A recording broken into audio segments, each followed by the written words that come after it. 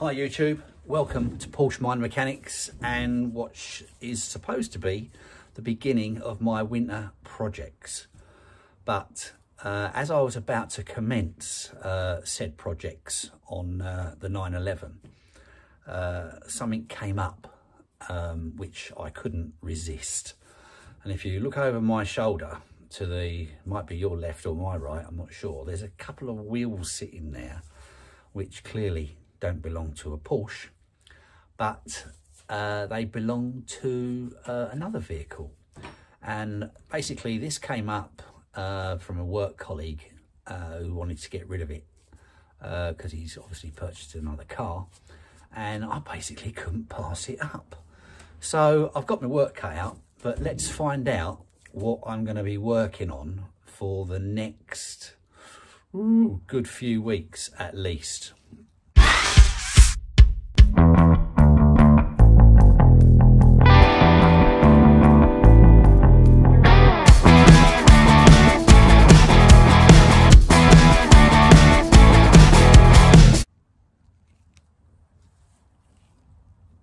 That didn't turn off.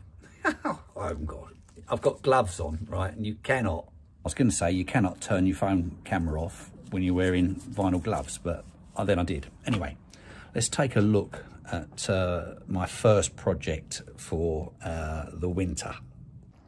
Any ideas? Yeah, the sun's in the way.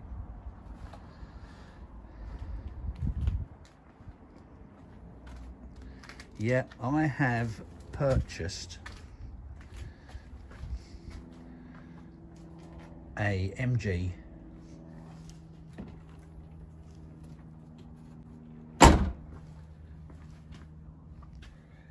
ZTT. Yeah, it's a 2.5 V6, 190 brake. It's got all the toys in it, including a new Android headset, heated seats, electric seats, sunroof, etc, etc. It's as sweet as a nut. It runs like a dream. Fortunately, it's already had cam belts done, but and basically they involve the usual issues with MGs, namely the lower or the upper suspension swinging arm, if you want to call it that, and the general sort of corrosion issues which plague these cars. But they're amazing vehicles, and I thought it was such a shame to waste it, so I'm going to be doing that. So I do apologise to Porsche fans, playing with an MG, but still, one of the new parts is that little baby there, MG ROVER. Terrible design. They basically rot inside here where the spring sits, and you know they're very poorly designed in the fact that they have the drainage on them is awful, so the water tends to sit in here, collects in this cup, and fundamentally, you know, they just rot. So I intend to take the subframe out, strip it right down, clean it all up, repaint it, underseal it, etc. All necessary bushes. Are probably, looking at it, going to replace the discs and the brake pads and the handbrake shoes as well. So I'm going to start dismantling it now, and I'll bring you back into the frame very shortly. Like I say, I've never worked on one of these before. You know, they're all fundamentally the same. The subframe, unfortunately, to get that swinging arm out of the subframe, it's just virtually impossible to do it in the car without dropping the sub. So I thought I might as well drop the lot, clean it all up, make it all like new, replace what's got to be done, and get it back on the road. And then I shall be getting rid of it, because I haven't bought it to use for myself. Like I say, it's a cracking motor. So if you know anyone that might be in the market for a really good condition ZTT in the coming months, give me a shout. Anyway, better get on with it. I've got my work cut out. Morning, it's day 2 in the ZT Rover MG thingy my bobby saga. Right, had quite a productive few hours yesterday. Like I say, my mission is to replace the upper suspension swinging arms, whatever you want to call them, either side.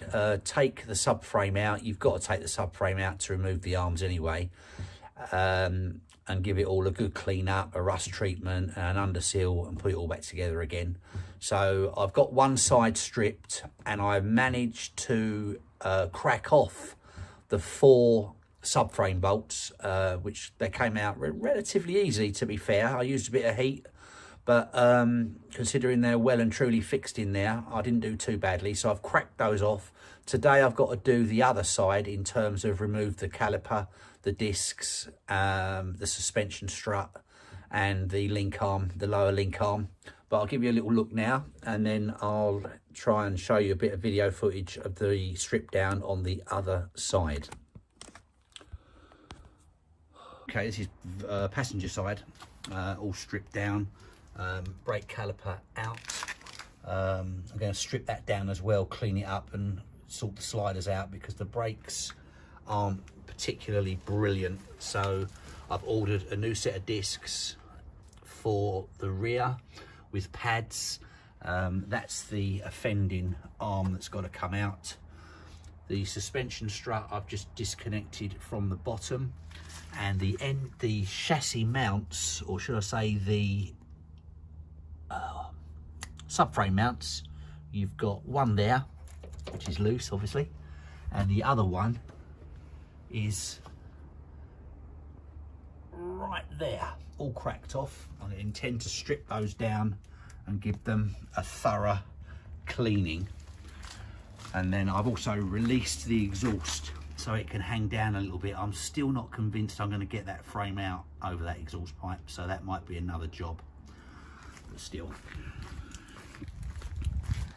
And then this side is what we've just got to disconnect. So we've got to undo the suspension strut, we've got to undo the link arm, which is underneath here.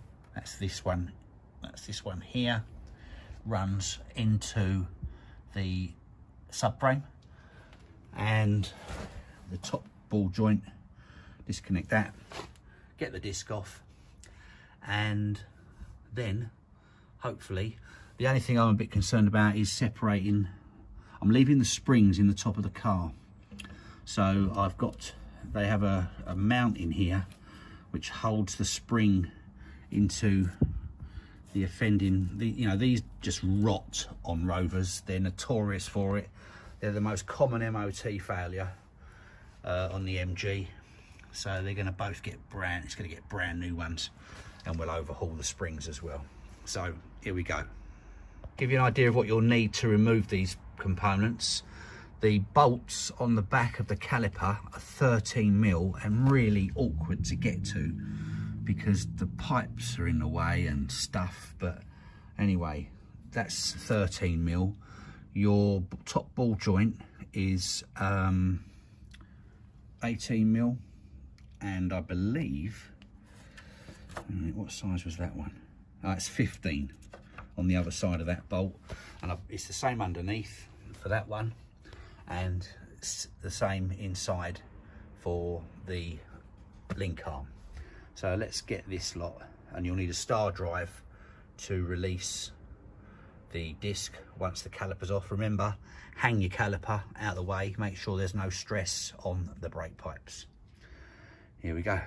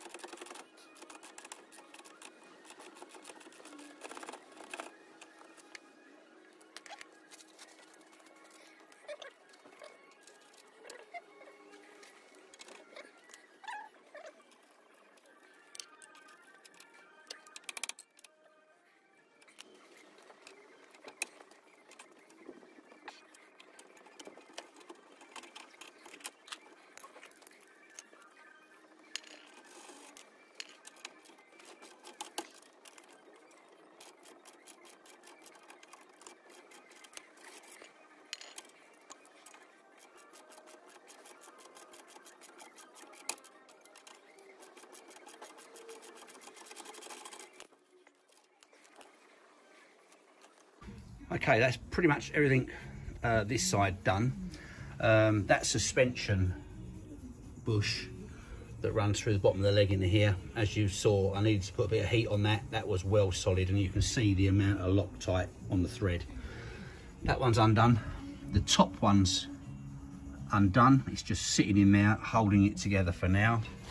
The bottom one, which I've just done, is that one there.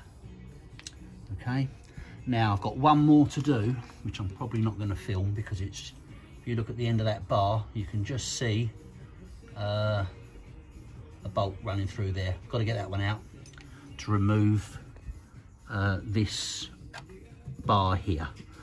Okay, so I'm going to do that now, and then it's just a case of drawing the bolts out, and hopefully we should be able to drop the subframe.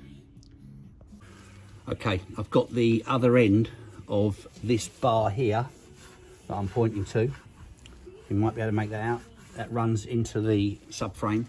The other end is out. Now all the bolts for here, here, and indeed the one that goes through the subframe are all the same length, etc. So you can't mix them up. All we've got to do now is knock this stud through and this bottom one through. Now, if you need to give them a tap, you can see the end of this one. If you need to knock them through, all you need to do, I'm going to do the bottom one first, is screw a nut back on the thread, and then you can tap it with a hammer and you're not damaging the thread. Okay.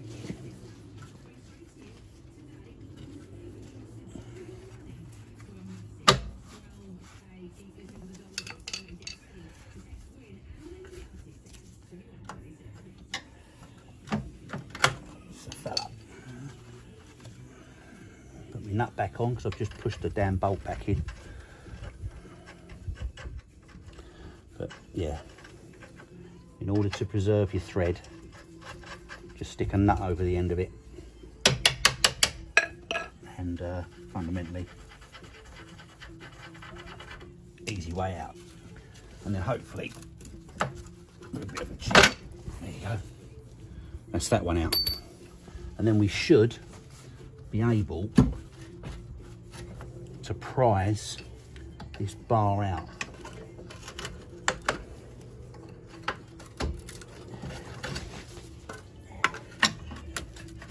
Not the easiest thing to show you, I've got to be honest.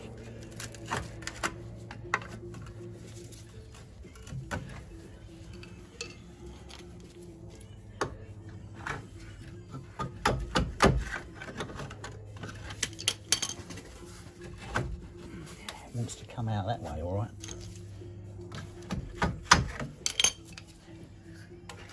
Bear with, bear with. I can't remember how I did the other side.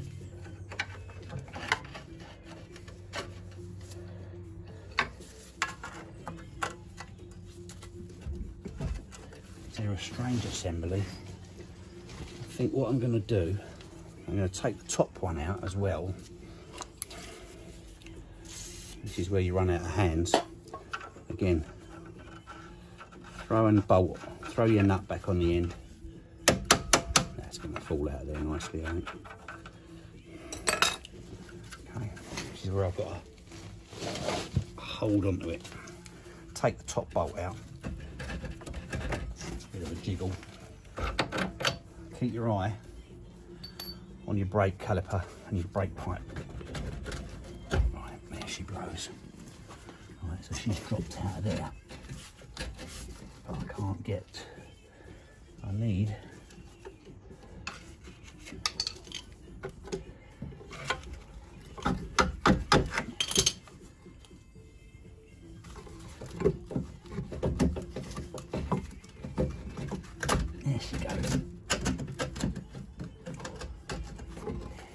close, and that's the bottom one out. Do the bushes on that and refurb it. So now she is just hanging on the last swinging arm, which we don't need to play with anyway. Now, should hopefully, that's a wear limiter. I drop that like that, do I? I'm going to try and hook this up somewhere.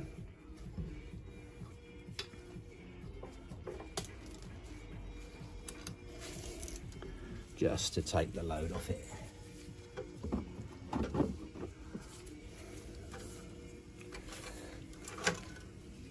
As long as that brake pipe's not under any stress, that's all you want to worry about. There you go. Pipe's not tight. That's the handbrake. That could be ABS. There's a couple of clips on this here that you're going to need to, they might just break, to be fair. They're not great, but still, that's it now. That's off. And be careful when you drop the subframe down that you don't catch these. I haven't, oh yeah, that's the ABS sensor. It might be a plan. I might take those out the way. Probably an 8mm. I'll have a look at that in a minute. But yeah, fundamentally, that's it. So the tools you need to do this side are, ideally, you're going to need an 18mm socket and a 15mm socket.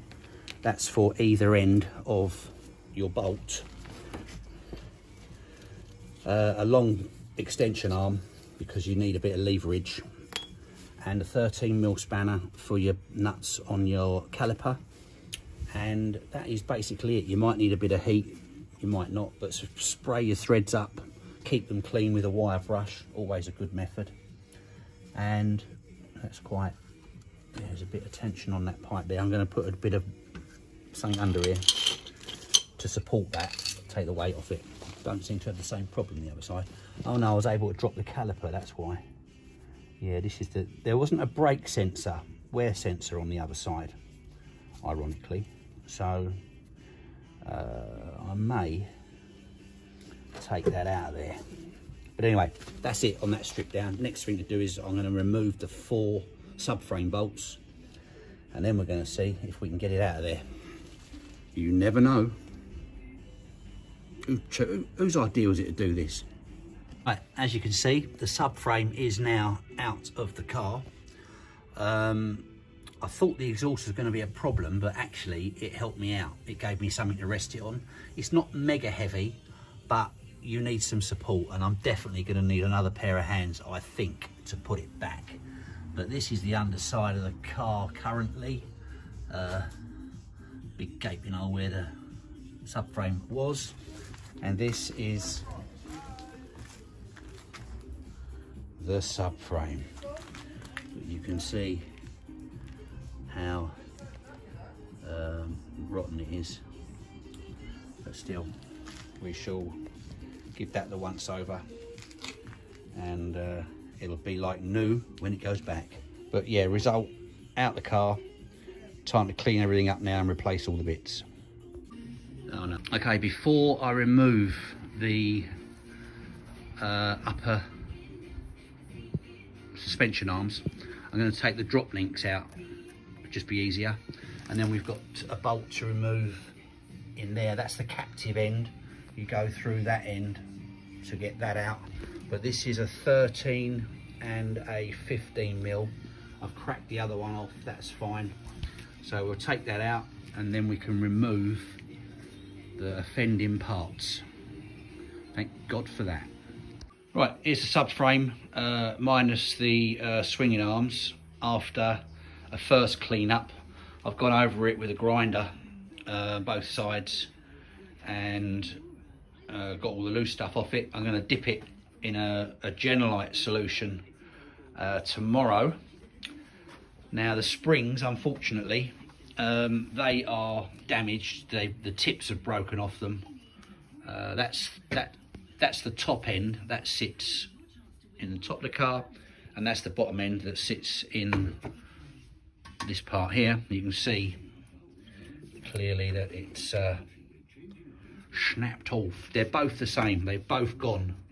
on the bottom, and if you look at the actual cups that they sit in, there is the remainder of the spring. So I've just sprayed those up because ironically they're tight in there, and I want to salvage the rubber boots to use them again. So I'm just leaving them soaking in WD-40 for today. The link arms from the bottom, they've got to be stripped down as well, and I shall clean up all the bolts and the mounts. I've got some new bolts coming, I think, but I need to get some springs ordered. I'm still waiting for the other one of those, and so I'm literally waiting for one of those. Now a pair of springs.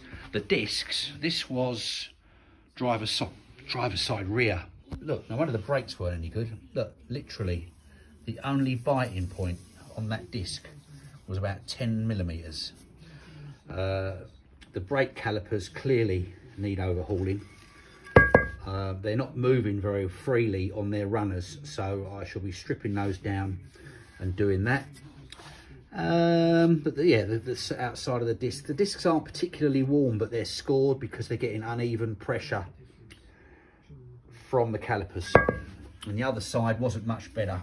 On the inside, you're talking about 20 mil of actual contact from the pad, which will explain why the brake was poor on the rear, and the handbrake wasn't that clever either, because they were full of crap for starters, which hasn't, you know, it's just not going to allow them to bite. So we'll reset the handbrake and adjust all that up properly when the new discs arrive. So that's it for now. Join me next time when we start treating stuff and start looking to put things back together. Right, here we go. This is day 3. Is it day 3? Monday, I was on it. Yeah, Tuesday, I was on it. Yesterday, I didn't come down. Didn't bother it yesterday. It was a miserable day, and I couldn't be bothered. So it is. It's day 3, and it's parts day because we've got all our bits and pieces in. So I have over there the other one of these. This is the upper, it's a very confusing part, upper swinging arm, upper suspension arm. It's, well, it's lower, no, it's upper. Yeah, no, it's it's upper, but it sits lower on the car. Anyway, I'm past all that. So this is the new arm.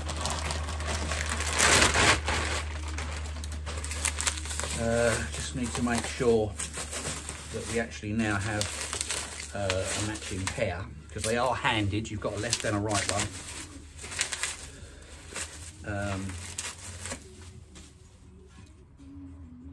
There you go.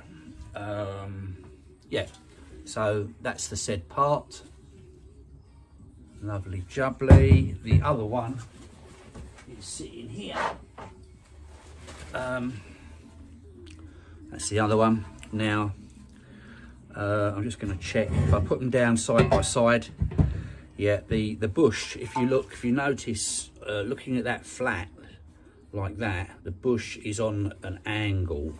Okay, I don't think you can really get to see that, but it's, if you look down, if I hold that like straight, this is offset to an angle. So yeah, we've got a pair there on there, left and right, so I'm well pleased about that.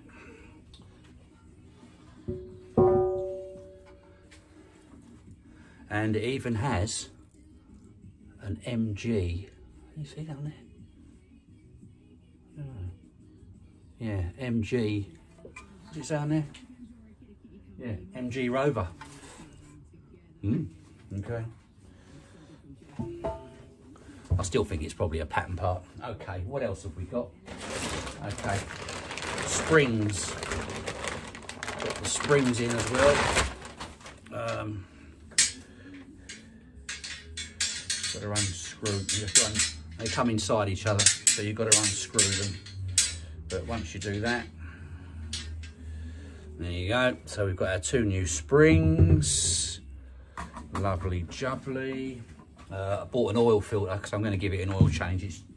It's about 100 miles over its oil service. And then last but not least, we have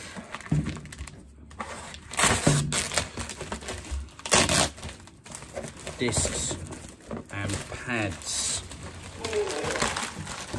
Oh, that's interesting. They come in single boxes. So they're the discs and pads that I've got. Abtex, not a bad pad, I've used those before. I'm going to have a quick look at one of them just to make sure that we do actually have the right disc. I measured them at 175, and I believe these are pitched at 176mm, vented, as on the 190. Some of them have solid discs on the back, depending, I guess, on the HP. Right, so there's the new disc. Pull it out of there. I can see one difference straight away. This one's very shiny. But yeah, there's your new vented disc. And I'm just going to offer it up against one of the old ones. It all looks sweet. Yeah, there you go. Same ones. Okay, if you want a part number for those, I'll do them in a separate thingy my bobby. So that's good. Just check the pads quickly. I have a pad lying around somewhere. Massive box for 4 little pads. But that's the pad that came out the rear. And yeah, that's the pads that have come in the box. So yeah, they're the same. Lovely. So all our parts are good. I managed to get a few bits prepped up, which I'll show you now. It has dawned on me that probably, well, I know this is a Porsche channel and this is an MG, but obviously welcome all you MG fanatics. I know you're out there. You know, this is by all means quite a piece in terms of the ZZ and the ZZT, which is what this one is. They have a following, and I must admit I've been really enthusiastic about this. The more I've got into it, all right, I wasn't planning on replacing the springs, but as we've gone along, anything that I've come up with, my approach is that if I'm going to go and take a subframe out of the car, whatever needs doing is going to get done, purely and simply because there's no point. Once that subframe goes back in, anything that goes wrong, you're going to have to pull the subframe out again. So get it right and do what you need to do, and don't be shy in replacing the parts because it will pay off in the long run. So welcome you MG guys. Like I say, Porsche guys, if you're watching, amazing. Let's go and have a look at what I've got done so far. Okay, the old springs. I've managed to get the broken pieces out of the little boots that they sit in. I had to cut them. I ran a grinder all the way through, so just to give you a bit of leverage to get them out, but the boots are quite good, so we'll be using those again. Right, this is the subframe after a coat of Genelite. It's still drying out, and once it's dried we shall give it a coat of paint. You know, it's almost there, to be fair. I'm going to do a little bit of touching up on it here and there, but that's all good. And then over here we've got those bottom link arms. They've only just been painted, so they've got a way to go, but they've cleaned up well. You know, these are the plates for the engine mounts. They're the bushes from the back of the shock absorbers. They're the studs. I've cleaned those up for the car. So that's about that part wise. Right guys, that's it for this video. Just about all the parts are in place. A bit of paint work to do, a bit of prepping to do. So I'll call it a day on this one, call it part one. Hope it's been useful to any MG owners that are thinking about doing the job. It's not major, as long as you can get the car off the ground. You know, I'm using me quick jacks, fantastic bits of kit.